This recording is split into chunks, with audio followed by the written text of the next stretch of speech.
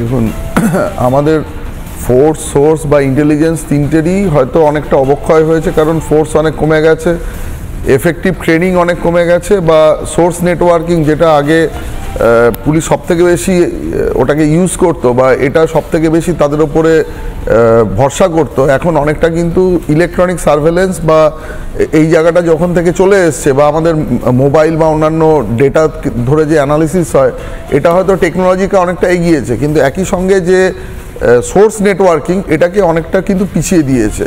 মানুষ অনেক টেকনোলজি নির্ভর হয়ে পড়েছে, ফলে যেখানে টেকনোলজি ফেল করছে সেখানে গিয়ে কিন্তু পুলিশ সেই তদন্তটা করতে পারছে না। আর 2 নম্বর কথা হচ্ছে পলিটিক্যাল উইল পাওয়ার।